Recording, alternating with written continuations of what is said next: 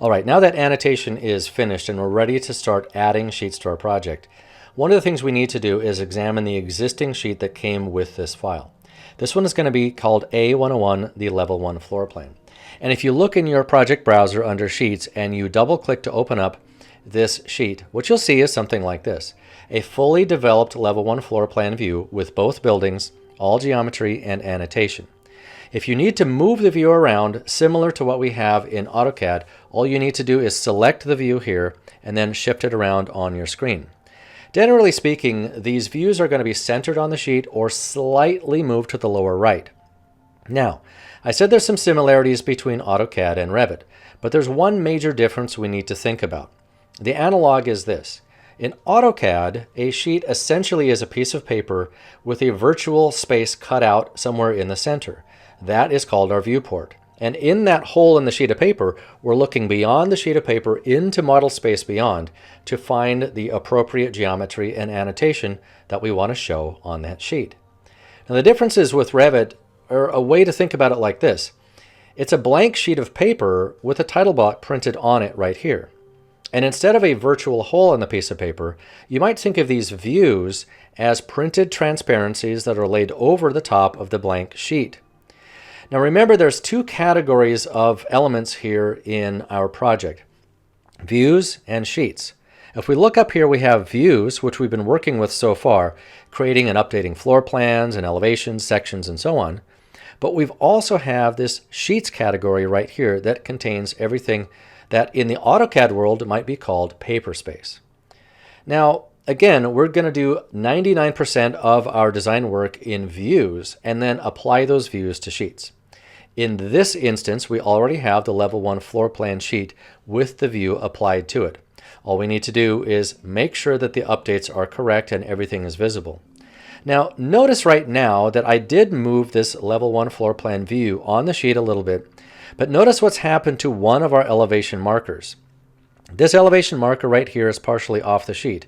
And in fact, if I look for the fourth and final one, the east one, it's actually embedded underneath the title block information. So that's something we need to correct. Now, the way to do this is simply to select the view itself. And notice that in the type selector we have sheet, but if you look at your cursor, the tooltip says viewports, viewport with title line. Let's move this view up. Click and hold your left mouse button down and move the view up slightly so that all four of these elevation markers are in the printable area of the sheet. When you're done, simply select out and take a look at the result. The next thing to adjust is the position and length of the view title line. Now, this is how this works. If you single click on the view, you're in a viewport right now, and you can lengthen or shorten the view title line with this circular grip. You can also move it around on the other side, but I find it slightly easier to deselect the view, select the sheet element only, which is the view title line, and reposition this somewhere. Now, normally the view title line creates a visual, almost annotative foundation for all views on a sheet. So I'm going to move the view title line to the left edge, kind of lined up underneath the small building over here. I'll select the viewport or the view itself. I'll then lengthen the line out so that it encompasses all the geometry and annotation under the entirety of the view. The symbols, I'm just going to ignore those for right now. Clicking out and looking at the final result, I think I like this. It looks pretty good. Everything I need to show on this sheet is included. The view title line has been modified. The scale and detail level is correct. Let's first of all take a look at that scale right now. If you double click to activate the view, you can now see, just like you would be seeing if you're in a view mode. You can actually make edits to the project right here on a sheet if necessary. The scale node is down here, set to 1/4 inch equals a foot, and the detail level and view styles are set properly. So I'm good. I don't need to make any adjustments here. I'll go ahead and double click out to deactivate the view and get back to my sheet. At this point, as I said, no other changes are necessary. So on your file, make sure that your Level 1 floor plan and all of its content is visible in the sheet itself, but outside of the area of the title block.